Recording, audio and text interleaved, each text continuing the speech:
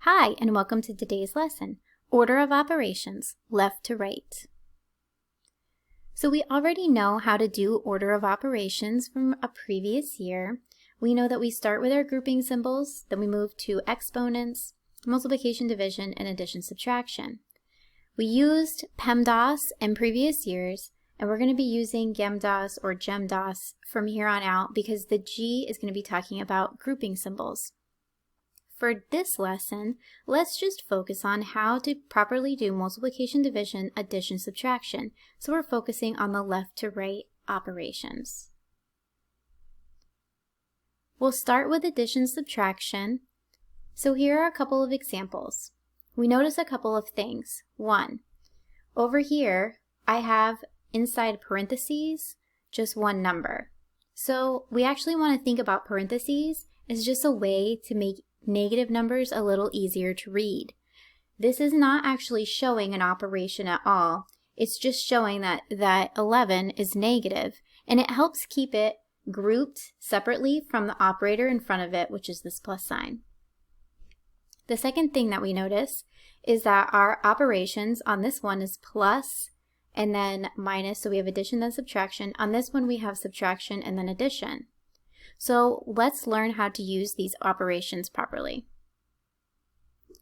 I like to draw a triangle when I'm doing an order of operations problem to help remind me I should only be doing one operation each line. This helps keep my work a little bit more organized. In my first problem, because addition is first, left to right, I'm going to be doing addition first. So 12 plus 7 is 19. And then I rewrite the rest of my problem, which is just minus 6. From here, I only have one operator, so I can solve, and I get 13. On this problem, I see that I have subtraction that comes first, so that will be the operation that I work first. Negative 8 minus 5 is going to give me negative 13. And then I rewrite the rest of my problem. Here, I just have one thing to add together, and I get negative 24. Now that we've seen addition, subtraction, let's look at multiplication, division. And you'll find that these are the same. You are going to be always working whichever one comes first, left to right. Something important to remember is that fractions also mean division.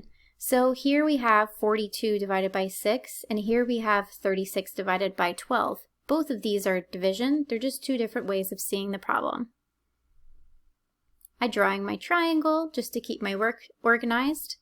And in this problem, because 42 divided by 6 comes first, that's the operator I'll work first. So I end up with 7 times 3, which is just 21. Over here, I have negative 36 divided by 12. And remember, it doesn't matter where you put the negative. You could read it like that, or you could say the opposite of 36 divided by 12, as long as you associate it with one of those numbers. So I end up with negative 3, and I'm going to multiply that by 5. So negative 3 times 5 is negative 15. So now that we've done these separately, let's combine. We are going to be putting this together, and this is the bottom half of that GEMDAS or GEMDAS tower, where we do multiplication, division first, and then addition, subtraction. So here I have two different problems. I will start out with my triangle. And on this problem, I have division, addition, and multiplication. I know I'm not going to be using multiplication till the end because it's on the bottom here. So I'm going to be using division and multiplication, and because division comes first, left to right, I'm going to divide 56 and 8 and end up with 7. So I'll rewrite the rest of this problem. Then I'm looking for still multiplication, division first, then addition. So I'm going to actually solve 2 times 7 here, and I end up with 7 plus 14, which is just 21. Pause the video and see if you can try this one on your own. So this one's set up very similarly, except for this time I have multiplication and then subtraction and addition. So I know I'm going to be multiplying first, and negative 4 times 6 is just negative 24. I'm going to rewrite the rest of my problem. Now I have subtraction and addition, and I know that I'm going to work them left to right. So because subtraction comes first, that's what I'll work first. So if I have negative $24 and I borrow another $5, I owe $29, and that's kind of how I think about integers. I rewrite my plus 8, and I end up with negative 21. Let's recap. We're always going to solve addition, subtraction, left to right, and parentheses make negative numbers easier to read. They aren't necessarily always grouping something if there's only one thing inside the parentheses.